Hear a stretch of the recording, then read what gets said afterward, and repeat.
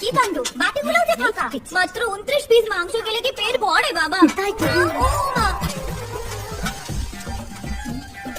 ও মা বাবা, ছোট কাকিমা খুব ভালো মাংস রান্না করে, খাও। শুরু করো। কি একটা করে মাংস দিচ্ছিস? বালতিরা বসিয়ে দে। কি হলো?